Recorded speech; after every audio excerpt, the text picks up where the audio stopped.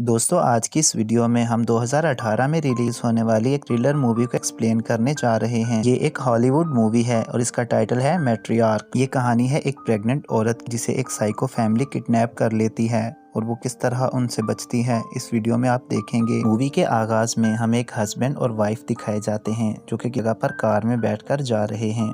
Pregnant wife जिसका नाम Rachel है और इसका हस्बैंड मैट। इनका सफर बड़े अच्छे से चल रहा होता है। अचानक जिस रास्ते पर ये जा रहे होते हैं वो रास्ता आगे से बंद होता है और साथ ही डाइवर्टेड ट्रैफिक के सिग्नल्स भी मिलते हैं। मैट अपनी गाड़ी उन सिग्नल्स को फॉलो करते हुए चलाना शुरू कर देता है। मैट का ड्राइविंग पर ध्यान नहीं होता।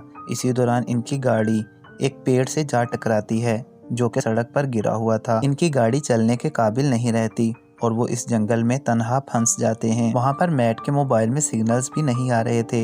मैट एक दरख्त पर चढ़ता है और मोबाइल में नेटवर्क लाने की कोशिश करता है लेकिन वो नाकाम रहता है। वहीं दरख्त पर चढ़े हुए उसे एक फार्म नजर आता है। फिर वो दोनों मियाँ बीवी उस फार्म हाउस की तरफ पैदल चल पड़ते हैं। रास्ते में उन्हें एक बोर्ड पर लिखा हुआ मिलता है कीप आउट प्राइवेट प्रॉपर्टी, यानी ये एक प्राइवेट प्रॉपर्टी है, इससे दूर रहें। लेकिन क्योंकि उनके पास कोई और चॉइस नहीं है इसलिए वो इस फॉर्म के अंदर जाते हैं। जैसे ही वो इस प्राइवेट एरिया में दाखिल होते हैं इन्हें एक जीप दिखाई देती है। वो आदमी इनके पास आकर गाड़ी रोकता है और इन्हें कहता है कि इस जगह से निकल जाओ। मैट उसे बताता है कि वो मुश्किल में है और उन्हें मदद की जरूरत है लेकिन वो शख्स इनकी एक बात भी नहीं सुनता और इन्हें यहाँ से निकल जाने का कहता है। लेकिन जब उसे पता चलता है कि रेचल प्रेग्नेंट है और इसके यहाँ जन्म लेने वाला बच्चा एक लड़का है तो उस शख्स का रवैया ड्रामाई तौर पर बदल जाता है। इस शख्स का नाम बॉबी है। वो अपनी बीवी एग्नेस को बताता है एक कपल उनका मेहमान है। एग्नेस इस कपल को घर में लाने से इनकार कर देती है लेकिन जब बॉबी उसे बताता है कि रेचल प्रेग्नेंट है और उसके यहाँ एक बच्चा पैदा होने वाला है तो एग्नेस बहुत खुश हो जाती है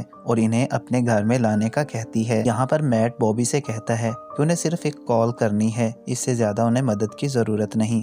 लेकिन बॉबी कहता है कि एक तूफान की वजह से टेलीफोन लाइन खराब हो गई है और वो किसी टेक्नीशियन का इंतजार कर रहे हैं कि वो आए और इसे सही करे। फिर वो दोनों बॉबी के साथ जाने के लिए तैयार हो जाते हैं और उसकी गाड़ी में बैठ जाते हैं। रास्ते में रिचल एक ब्लैक कलर के कपड़े पहने हुए लड़की को देखती है जो कि उसकी तरफ घूर रही थी। घर पहुंचने पर एग्नेस और उसके बेटे लूक एंड डेविड इन्हें वेलकम कहते हैं। एग्नेस अपने बेटों से इनका सामान लाने का कहती है और साथ ही ये बताती है कि आप लोग रात यहाँ पर गुजार लें। तो वो जब टेलीफोन लाइन सही हो जाएगी तो आप कॉल करके किसी को भी मदद के लिए बुला सकते हैं। मैट और रिचल बहुत ही खुश थे कि उन्हें इस जंगल में भी इस तरह का रूम रहने के लिए मिल गया था लेकिन उनकी मेन तवज्जो इसी बात पर थी कि किसी तरह वो सेलफोन हासिल कर ले। लेकिन वो ये नहीं जानते थे कि इनकी बातें एग्नेस कमरे के बाहर खड़ी होकर सुन रही थी। इसी दौरान जब रिचल खिड़की का पर्दा हटाती है तो इसे दोबारा वही लड़की नजर आती है जो उसे रास्ते में नजर आई थी, जिससे वो थोड़ी डर जाती है। वो मैट को इस लड़की के बारे में बताती है लेकिन जब उसका शोहर वहाँ देखता है तो वहाँ पर कोई नहीं होता। इसके बाद हम देखते हैं कि मैट और रिचल एग्नेस और उसकी फैमिली के साथ डिनर करने के लिए पहुंच जाते हैं। डिनर करते हुए रिचल को एक तस्वीर दिखाई देती है जिसमें एग्नेस और बॉबी उसी लड़की के साथ खड़े हुए थे जिसे वो पहले 2 दफा देख चुकी थी। रिचल जब इस लड़की के बारे में पूछती है तो एग्नेस उसे बताती है कि ये उनकी सबसे छोटी बेटी है जो कि अब उनके साथ नहीं रहती और साथ ही एग्नेस बताती है कि असल में उनकी कोई औलाद नहीं है इसलिए उन्होंने फेथ, लूक और डेविड को अडॉप्ट किया था। डिनर के बाद रिचल और मैट अपने रूम में वापस आ जाते हैं लेकिन रिचल को इस फैमिली पर शक होने लग गया था क्योंकि ये फैमिली अजीब किस्म का बर्ताव कर रही थी और साथ ही उन्होंने फेथ के बारे में भी कुछ नहीं बताया कि उसके साथ क्या हुआ और वो इनके साथ क्यों नहीं रहती। इसलिए रिचल मैट से कहती है कि वो सुबह ही इस घर से निकल जाएंगे। अचानक उन्हें रियलाइज होता है कि बाहर खड़ा होकर कोई इनकी कन्वर्सेशन सुन रहा है लेकिन जब मैट चेक करने के लिए बाहर जाता है तो वहाँ कोई नहीं होता। मैट रिचल से कहता है कि हम बहुत थक गए हैं इसलिए हमें सोना चाहिए। अगली सुबह रिचल के कान में किसी के रोने की आवाज आती है और उसकी आंख खुल जाती है। तभी वो देखती है कि मैट बिस्तर पर नहीं है। जब वो उठकर देखती है तो उसे फेथ नजर आती है जो कि अपने मरे हुए माँ बाप पर रो रही थी। फिर फेथ रिचल के पास आती है और उसे अपना नाम बताती है। अचानक रिचल की आंख खुल जाती है, ये सब एक ख्वाब था। अचानक मैट भी उठ जाता है और रिचल उसे बताती है कि उस लड़की का असल नाम एली एडम है जो कि तकरीबन 1 महीना पहले अपनी फैमिली के साथ लापता हो गई और ये बात न्यूज में भी आई थी लेकिन उसके बाद उनका कुछ पता नहीं चला। रिचल कहती है कि जरूर एग्नेस की फैमिली ने उन लोगों के साथ कुछ किया है और ये लोग ही फेथ के पेरेंट्स की मौत के जिम्मेदार हैं। इसलिए रिचल मजीद यहाँ पर नहीं रहना चाहती और वो मैट को फौरन यहाँ से निकलने का कहती है। वो उसी वक्त अपना सामान लेते हैं और आहिस्ता आहिस्ता सीढ़ियों से नीचे उतरते हैं, लेकिन वो देखते हैं कि दरवाज़ा लॉक है। मैट किसी तरह चाबियों तक पहुंच जाता है, लेकिन चाबियां अचानक नीचे ज़मीन पर गिर जाती हैं और इसी दौरान बॉबी इनके पीछे से आ जाता है। मैट कहता है कि वो यहाँ से जाना चाहते हैं और पैदल ही सफ़र तय कर लेंगे, लेकिन बॉबी कुछ भी रिएक्ट नहीं करता और इन्हें देखता रहता है। जैसे ही वो घर से बाहर निकलते हैं, इन्हें लूक और डेविड मिलते हैं जिनके हाथ में एक गन थी और वो इन्हें जबरदस्ती वहीं पर रोक लेते हैं। डेविड गन से मैट के सर पर वार करता है और बॉबी रिचल को मारता है, जिससे दोनों बेहोश हो जाते हैं। इसके बाद जब रिचल की आंख खुलती है तो वो अपने आप को एक जंजीर के साथ बंधा हुआ पाती है और एग्नेस से पूछती है कि मैट कहाँ है। एग्नेस कहती है कि मैट अब इससे भी अच्छी जगह पर है। दूसरी तरफ हम देखते हैं कि लूक और डेविड एक गड्ढा खोद रहे होते हैं जिसमें उन्होंने मैट को दफनाना था। अचानक वो मैट के तमाम कपड़े उतार लेते हैं, यहाँ तक कि उसका अंडरवियर भी। जब लूक मैट को मारने वाला होता है तभी डेविड कहता है कि क्यों ना इसे जिंदा ही दफन कर दिया जाए। वो दोनों मैट को एक बॉक्स में बंद कर उस मिट्टी में दफन कर देते हैं और साथ ही मैट की सिगरेट और लाइटर भी उसी बॉक्स में फेंक देते हैं। दूसरी तरफ हम देखते हैं कि रिचल एक बच्चे को जन्म दे रही होती है, जबकि एग्नेस उसे बताती है कि उसने रिचल के खाने में कोई ऐसी मेडिसिन मिला दी थी जिससे बच्चे का अभी जन्म हो जाएगा। लेकिन जब बच्चा जन्म लेता है तो वो लड़का नहीं बल्कि एक लड़की होती है, जिससे बॉबी और एग्नेस गुस्से हो जाते हैं और एग्नेस बच्चे को लेकर वहां से चली जाती है। एग्नेस के जाने के बाद रिचल किसी तरह से अपने आप को जंजीर से आजाद कर लेती है और वहां पर लटके हुए एक क्रॉस को पकड़ लेती है और दोबारा अपनी जगह पर आकर बैठकर बिल्कुल नॉर्मल बिहेव करती है। जब एग्नेस उसके पास आती है तो वो अचानक एग्नेस पर हमला कर देती है, लेकिन बदकिस्मती से वो अभी कुछ करने ही वाली होती है कि ऊपर से लूक और डेविड आ जाते हैं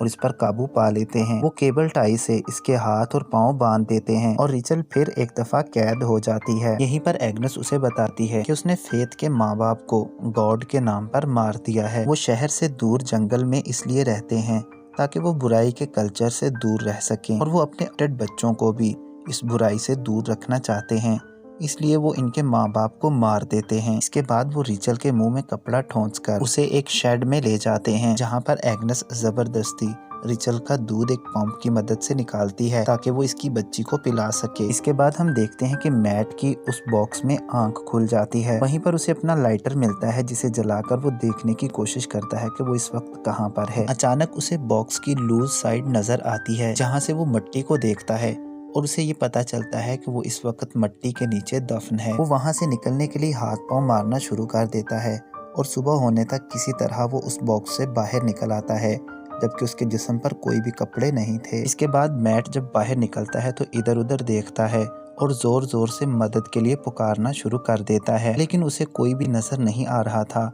और उसे ये भी नहीं पता था कि वो इस वक्त कहाँ है। इसके बाद वो एक चश्मे पर जाता है जहाँ पर वो पानी पीता है और वहीं पर इसे एक छोटा सा कपड़ा मिलता है जिससे वो अपनी बॉडी को छुपा लेता है। दूसरी तरफ रिचल खुद को आजाद करने की बहुत कोशिश करती है, लेकिन वो कामयाब नहीं हो पाती। रिचल बेहोश हो जाती है। जब उसे होश आती है तो उसे थोड़ा सा खाना और पानी मिलता है, लेकिन जब वो देखती है कि उसके लिए खाना और पानी लाने वाला कोई और नहीं बल्कि फेथ है, जिसका रियल नाम एली एडम है। रिचल एली से आजाद होने में मदद मांगती है, लेकिन एली कुछ भी नहीं कहती और चुपचाप उस शेड से बाहर निकल जाती है। दूसरी तरफ हम मैट को देखते हैं जो कि किसी तरह हाईवे तक पहुंचना चाहता था। इसी दौरान उसे दो शख्स मिलते हैं जो कि जंगल में कैंपिंग के लिए आए थे। मैट इन लोगों को अपने और रिचल के साथ होने वाला तमाम वाकया सुनाता है और उनसे मदद मांगता है, लेकिन जब वो मैट के कपड़े देखते हैं तो कहते हैं कि शायद ये कोई पागल है जिसने पी रखी है। मैट को जब एहसास होता है कि वो इसकी मदद नहीं करने वाले तो वो इनसे लड़ने लग जाता है। मैट इन दोनों को बांध देता है और इनमें से एक के कपड़े खुद पहन लेता है। फिर वो इन्हें कहता है कि तुम मुझे हाईवे का रास्ता बताओ, मैं तुम्हें एक चाकू दूंगा जिससे तुम खुद को खोल सकोगे। वो उसे हाईवे का रास्ता बताते हैं और ये चाकू उनकी तरफ फेंक कर वहाँ से चला जाता है। इसके बाद हम एग्नेस को देखते हैं जो कि रिचल की बेटी से प्यार कर रही होती है। वहीं पर हम फेथ को भी देखते हैं। वहीं पर लूक और डेविड भी आ जाते हैं। एग्नेस उनसे कहती है कि मुझे असल में एक लड़का चाहिए था, लेकिन मेरे पास एक और प्लान है कि तुम दोनों रिचल के साथ फिजिकल हो जाओ और उसके बाद जो बच्चा पैदा होगा उसे हम रख लेंगे। लूक और डेविड ने कभी पहले ऐसा काम नहीं किया था, इसलिए वो रिचल के पास पहुंचते हैं। तभी हम देखते हैं कि वहीं पर मैट भी आ जाता है। वहीं पर फेथ मैट को रिचल की लोकेशन के बारे में बताती है, जबकि शेड में लूक और डेविड रिचल के साथ जबरदस्ती करने की कोशिश कर रहे थे। वहीं पर मैट भी आ जाता है और इन दोनों को एक पाइप की मदद से मार देता है। रिचल जब मैट को जिंदा देखती है तो वो बहुत खुश हो जाती है।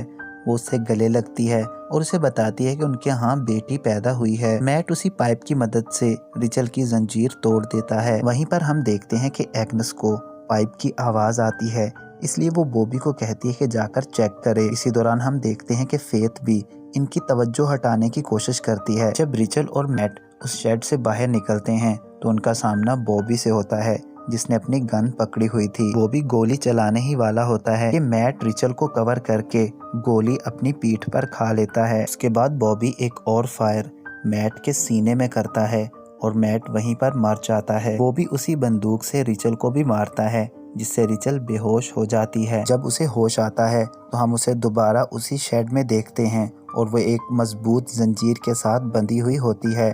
वहीं पर उसे फेथ भी नजर आती है। फेथ भी जंजीरों के साथ बंधी हुई थी, जबकि फेथ खुद को उन जंजीरों से आज़ाद करने की कोशिश कर रही थी। फिर हम देखते हैं कि एग्नेस लूक और डेविड को मेकअप कर रही थी, जैसे कि वो अभी जिंदा हों। वो भी वहाँ आ जाता है और एग्नेस को समझाता है कि हमें इन्हें दफनाना होगा। लूक और डेविड को दफनाने के बाद बॉबी एग्नेस से घर चलने को कहता है, लेकिन एग्नेस अभी घर नहीं जाना चाहती, इसलिए वो बॉबी को घर भेज देती है। दूसरी तरफ हम रिचल और फेथ को देखते हैं कि वो किसी तरह खुद को जंजीरों से आज़ाद करने में कामयाब हो जाती हैं। इसके बाद रिचल घर में दाखिल होती है और अपनी बेटी को ढूंढने लग जाती है। जब वो अपनी बच्ची को पहली दफा देखती है तो बहुत खुश होती है, लेकिन कुछ ही देर बाद वहाँ पर बॉबी आ जाता है। रिचल बच्चे को वहीं पर रखती है और खुद एक अलमारी में छुप जाती है। बॉबी बच्चे की कंडीशन देखता है तो वो पंप लेकर शेड में मिल्क लेने के लिए जाता है, लेकिन जब उसे शेड में रिचल नहीं मिलती तो वो फौरन अपनी गन उठाता है और घर में दाखिल हो जाता है। इस बार रिचल छुपती नहीं,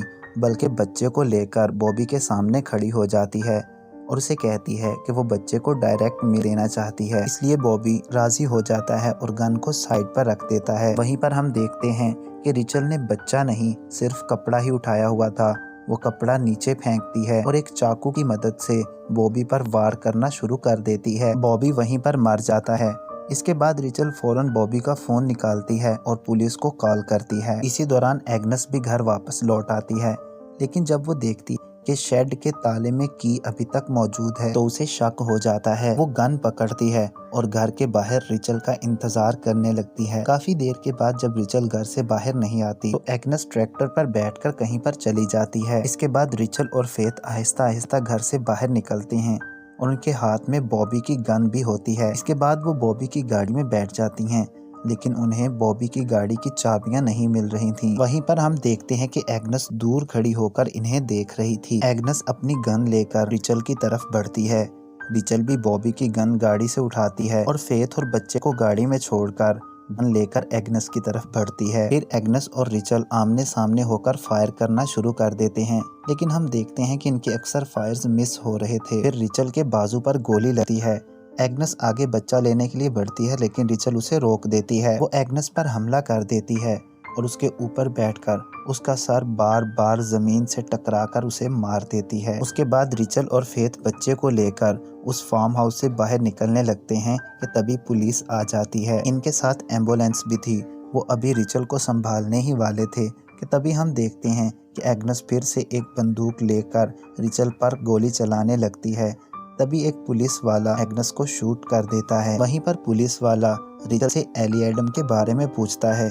जब रिचल उसकी तरफ इशारा करने लगती है तभी वहां से फेथ यानी एली एडम गायब हो जाती है। वहीं पर रिचल को रियलाइज होता है कि वो कोई असल में लड़की मेरे साथ नहीं थी, बल्कि एली एडम की रूह थी जो उसे वहां से भागने में मदद कर रही थी, क्योंकि उसके साथ भी यही फैमिली ऐसा कर चुकी थी। उसके बाद रिचल और उसकी बच्ची को नज़दीकी हॉस्पिटल ले जाया जाता है और यहीं पर मूवी ख़त्म हो जाती है। तो दोस्तों, कैसी लगी आपको ये मूवी एक्सप्लेनेशन, हमें कमेंट करके ज़रूर बताइएगा। वीडियो अच्छी लगी है तो इसे लाइक कर दें और मज़ीद ऐसी ही मूवीज़ एक्सप्लेनेशन देखने के लिए हमारे चैनल रेड जोन एक्सप्लेनर